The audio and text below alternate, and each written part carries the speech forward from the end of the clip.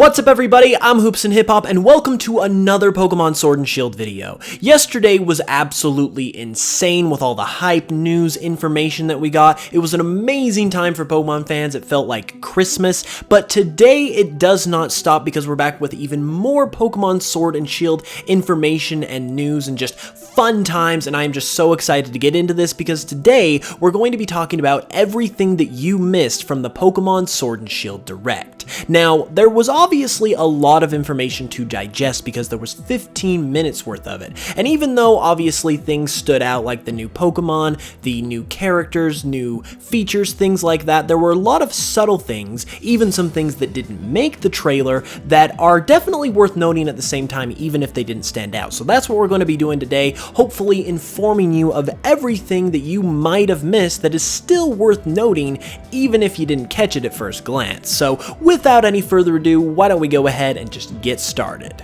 Okay, so to start this video off, we're actually going to be starting with information from the website as opposed to the trailer, and then we'll work our way back around to the trailer after we're done with the website, because there's actually a lot of information on the website that really wasn't specified in the trailer. And first and foremost, that comes in the form of the Rotom Dex, or as it's called in this game, the Rotom Phone. If you didn't notice towards the end of the direct trailers, we actually got a pretty good shot of Hop and the player character using Rotom phones. And the website does confirm that not only does this phone look like Rotom, but Rotom is inside it as well. Sounds like it's going to work like the Rotom Pokedex from Sun and Moon, but hopefully it's not quite as annoying. However, one thing it can do that the Rotom Dex was not able to do is actually do things like it can connect to your bike, I guess, and make your bike move faster than it normally would, and it can even allow you to travel over water, which seems to be the replacement for Surf, kind of how Corviknight is the replacement for the Fly HM, so it'll be interesting to see how the other HMs are replaced as well, but I think that's a very interesting thing as long as Rotom once again is not too annoying. Moving on though, despite some concerns that Pokemon in the overworld weren't going to happen, it has definitely been confirmed once and for all that it is a thing. There are various screenshots on the website that show this. There are definitely various screenshots in the trailer as well that show this.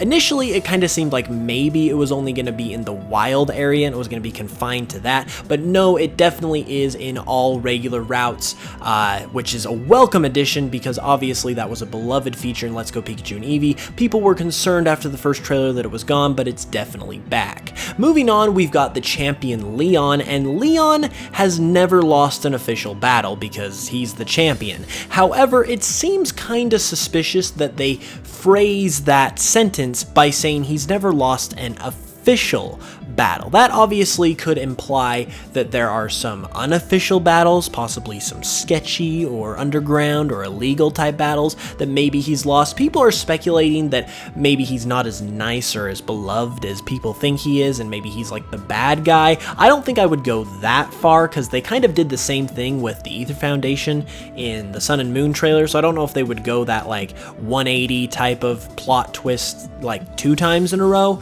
but there definitely seems to be more to Leon than meets the eye, so it'll definitely be interesting to learn more. Speaking of Leon though, he's obviously got a little brother named Hop, and it's also specified that Hop is one of your rivals that you will meet. Once again, they say the word one instead of just saying he's your rival. This implies that we are going to have more rivals than just him. It'll be interesting to see what that ends up being. I know there is a leak going around that apparently seems to be confirmed based on what we got yesterday. I think the rivals are something that are mentioned in there. I'm not going to be covering anything related to the leak because A, I don't want to spoil the game for myself even though I'm covering news and stuff. I only want to cover what's officially revealed, and I don't want to spoil the game for any of you guys either, so I won't be talking about that stuff. I might mention something here or there that was possibly mentioned in the leak, but not going to go in detail on anything, so don't worry about that. Moving on though, we've got Professor Magnolia and her granddaughter Juniper. Now, one thing that's very interesting first off about Professor Magnolia is the fact that in her official artwork and kind of in the trailers as well, you can see that she's got a cane that actually has a bird Pokemon on the top that acts as the handle. And this bird Pokemon at least to me, does not look like any bird Pokemon we have ever seen. It doesn't look like any of the new Galar ones that were introduced, so it very well could be a brand new Pokemon. I mean, technically it could be a generic bird-looking creature, obviously, but given that they went to the length to detail this as a bird, I'm willing to guess that it is a Pokemon, and since it doesn't look like one we've ever seen, it's probably a new Gen 8 Galar Pokemon that we have yet to see, so that's very exciting. And then another thing that I mentioned in yesterday's video about Professor Magnolia and Sonia is that Professor Magnolia is the only other female professor besides Juniper. And the interesting thing about this is that Juniper had an assistant in the form of her father, who was obviously a bit older, in Cedric Juniper. Well, now that we've got the second female professor, the script is kind of flipped, where we've got a professor who is now older as opposed to younger, and their assistant, Sonia, is younger as opposed to the older assistant that Professor Juniper had. So I thought that was kind of an interesting coincidence, given that they're the only two professors, once again, that are female. So very interesting to take note of for sure. Moving on though, when it comes to Sonia, according to the website, is actually Leon the champion's childhood friend. Once again, this kind of has something to do with the leak, not really going to go into it, but obviously given that it looks like Leon, there's more to him than meets the eye, definitely leads us to believe that there's more than meets the eye with Sonia as well. It looks like she's going to be a little bit more than just a professor's assistant. She'll probably play into the story a little bit, which is definitely awesome. Another new minor detail from the website is that the typings of the new Pokemon that were revealed to us were actually revealed, which is pretty interesting. Wooloo is a normal type, pure normal type. Gossifleur and Eldegoss are both pure grass type, who actually have the brand new ability of Cotton Down, which actually, when a Pokemon is hit by an attack that has this ability, it actually lowers the speed of the attacking Pokemon, which is pretty solid, if I do say so myself. And then moving on, we've also got Corviknight, who is a flying steel type, just like Skarmory, but it's also a whopping 7 foot 3 inches tall, which is completely ridiculous. And then another kind of nice little detail is on the website, it says that the Corviknights are actually kind of employed or used, I guess, by the Galar Taxi Company, which this was kind of specified in the trailer that they're used to fly people around, but it wasn't really kind of like gone into too much detail that they were actually a part of this company that kind of runs them as a business, which I think is pretty cool instead of just them being a random bird that takes you places. And then we've got Dreadnought, the bite Pokemon, who is actually water rock type. That's pretty straightforward based on what they showed us, but another interesting thing about Dreadnought is apparently it's very vicious, it's very tough to train, and it's been known to have been released by different trainers when they realize that they can't contain it and they can't train it and they just can't control it anymore, which I thought was a very interesting kind of detail about it. Maybe there'll be some type of side quest where there's a wild Dreadnought that's gone rampant from a trainer. I think that could potentially work its way into something bigger. That would be really cool. And then one thing that the website shows that for the most part, the trailer does not, is the Dynomax Band. We got very brief glimpses of it in the trailer, but didn't get any details. The website tells us that the Dynomax Band, similar to like the Keystone for Mega Evolution or the Z-Ring for Z-Moves, allows you to Dynamax your Pokemon. It kind of looks like a smartwatch, which is to be expected because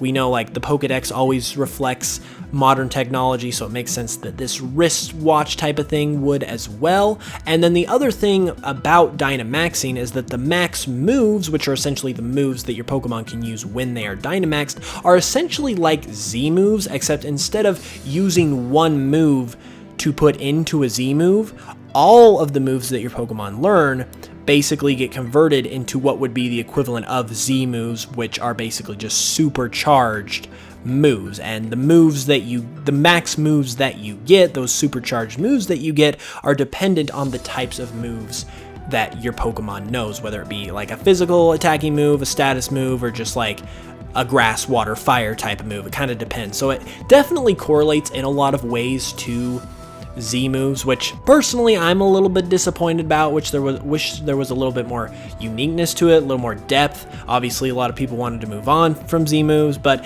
it is what it is. The other really interesting thing, though, when it comes to the wild area, is that not only do the Pokemon in the wild area vary greatly in terms of their variety, they also change depending on the weather and the location in the wild area you're at. So it's really going to provide for some, just like I said, there's going to be a lot of variety here, which is awesome. And because the Pokemon that appear change depending on the weather itself also changes every day. So this is going to kind of be like a daily achievement type of thing in a way, where you can go into the wild area every day. The weather will change every day. You'll find new Pokemon. It'll really provide for a lot of replayability, it seems like, which is incredible. Now, moving on to the trailer, since we're basically done with the website now, we actually got an audio little detail, because I definitely always have to include music stuff, you guys know me. But at the very beginning, we actually got the presence of a vocal theme song for this game, which I'm surprised I haven't really heard anyone talking about this, but this is a big deal, because like, this has never happened in Pokemon. We saw it happen with Super Mario Odyssey, we saw it happen with Super Smash Bros, and now it looks like it's Pokemon's turn. So I really believe, and I want to say Fire Emblem. Did Fire Emblem get a vocal theme? I don't know. Anyways, it's a trend that's been happening with Nintendo games, and now it's Pokemon's turn, and I think that's really cool, and I think that is really exciting. But then moving on, we've also got another look at Hop, and when we get a kind of close-up look at him, you can actually see a logo on his bag. Now, to be honest with you, I have no idea what the logo means, but I wanted to bring it up because it looks very distinctive. It looks like it's not just kind of a fill-in type of logo, so it'll be interesting to see if that actually amounts to anything. And then here comes the big one. This is just absolutely phenomenal. We've got another music reference, and there is actually a definitive Breath of the Wild's Legend of Zelda Breath of the Wild reference within this direct and within the music, and therefore the soundtrack of Pokemon Sword and Shield. And I am very confident in saying this is 100% like a legitimate, serious, intentional reference, and this is why. When we get introduced to the wild area, which is very conveniently named and is also effectively the open world area of this game, once again, very convenient. If you listen to the music in the background, there is a short sequence where you can hear a soft, very, very soft string of notes that are almost identical to the notes from the main Breath of the Wild theme, particularly the moment in the very first Breath of the Wild trailer where you see Link jumping off the cliff. I'm gonna go ahead and play it for you though, so you guys can just listen to it for yourselves. You can see different Pokemon can appear depending on where you are and what the weather is like, meaning there will be new discoveries for you each day.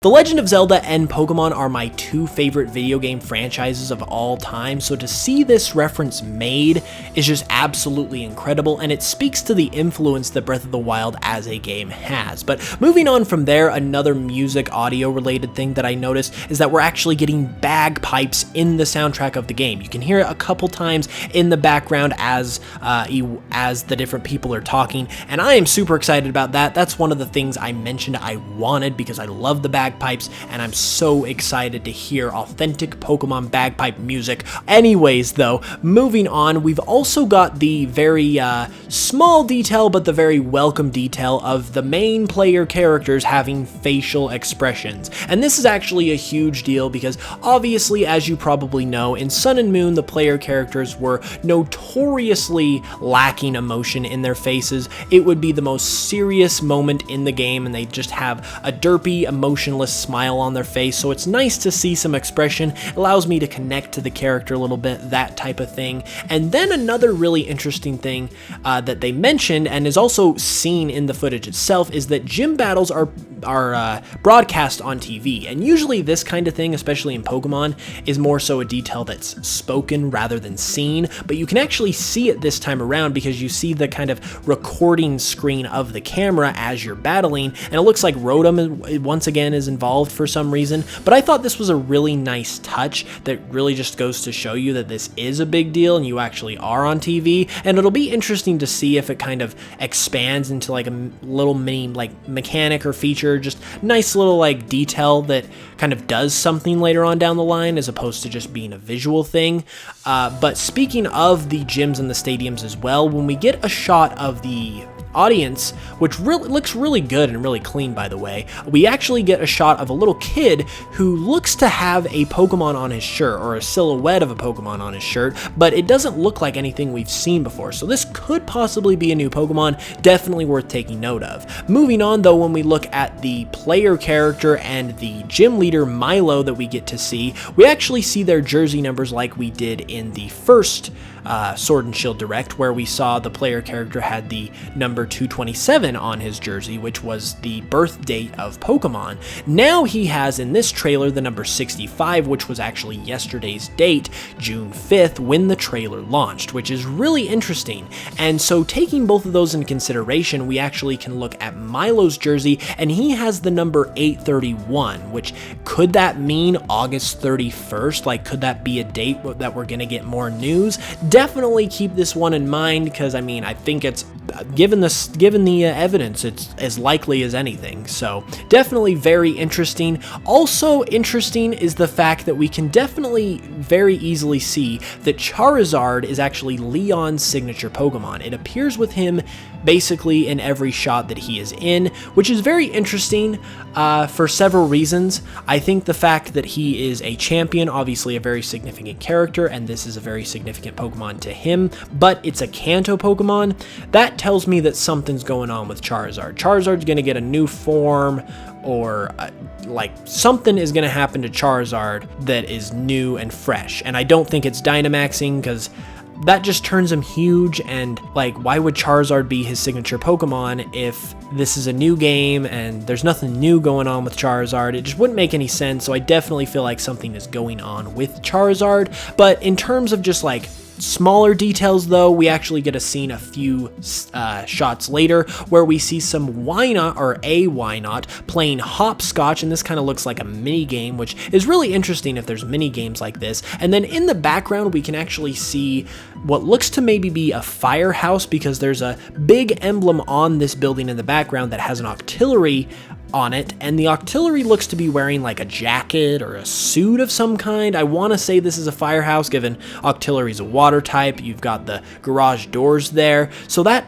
I mean, that's really interesting. Might not mean anything for the actual gameplay, but a very nice detail nonetheless. And then an actual really nice reference comes a little later on, where we get to see this flower shop, and if you zoom in, as the camera, I should say, zooms in closer, you can actually see a Welmerpel off to the kind of left side of the screen a little bit, which, given the fact that it's also at a flower shop, is a very nice reference to the Hoenn region, where you get the Welmerpel inside of the Pretty Petal flower shop. So nice homage to Hoenn there. Moving on though, we actually have a very interesting, once again, might not do anything for the game type of detail, but still worth noting, and that's that in the gyms, you can actually see on the main kind of like Jumbotron screens behind the battlers, you can see this like Pokeball mascot guy, and he basically kind of looks like the Michelin Man, or like the Goodyear guy, or just like one of those like corporate like 1950s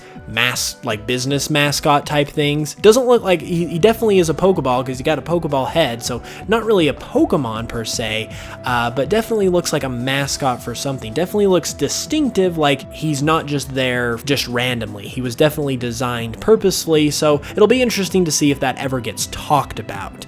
We also get a very brief shot of Hop and the player character in a train, which shows there is some semblance of gameplay inside a train. I really hope this isn't isn't just a cutscene. I really hope there is actual legitimate gameplay inside a screen, or inside the train, rather. You can tell this is unscripted. I'm sorry, we'll get back to scripted videos next week once things settle down.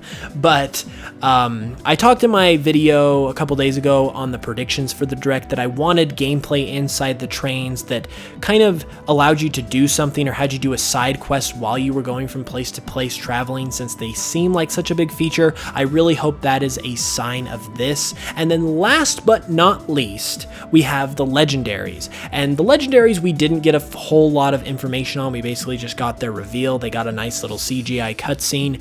But one thing I noticed is that towards the end of that CGI cutscene, they actually kind of like flared up, and it seemed like they kind of like changed forms or went into a new form per se, which maybe could mean they do get new forms, which wouldn't be too surprising given that most legendaries get some kind of new form nowadays. But how this could be achieved, I feel like was possibly shown in the Direct, because when we see the CGI trailer of these two Pokemon, Zacian and Zamazenta, I'm pretty sure that's what it is.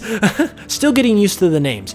We see these two Pokemon, and at first they're fighting one another, but then later in the Direct they go back, or in the trailer they go back to back as if they're all of a sudden teaming up, and that's when their bodies kind of flare up and go into this kind of like new like awakened form, or whatever you want to call it. So maybe their new forms, if they have new forms, or their storyline in general, maybe it revolves around the idea of them working together and having a feud, and they need to like come together to like see their true power to fruition or something like that. I think that could be a very cool storyline if that's the case. We'll have to wait and see, but once again, something to take note of, something that could easily be missed, and just wanted to let you guys know just in case. And there we have it, everybody. That was everything that you might have missed from the Pokemon Sword and Shield Direct. Now, obviously, there was a lot of little details. This video is probably running pretty long, but I wanted to mention everything I could possibly find, because I definitely love learning these little details and kind of seeing whether or not they end up meaning anything, and I hope you guys find it interesting as well. So if you do, please leave a like on the video. It really helps out. Let me know down in the comments below, once again, all your thoughts and opinions about everything we have seen over the past day or so. Let me know what you think about all of these little details, and if you actually missed any of these things, or if there's something that you know of that I missed in this video that you would like to share as well. I also just want to thank you guys in general for all the support on these videos recently. It means the world. I really appreciate it. If you are new and want to subscribe, definitely hit that subscribe button so you can stay tuned to all of the future Sword and Shield videos, because there's going to be a ton of them. Also, I also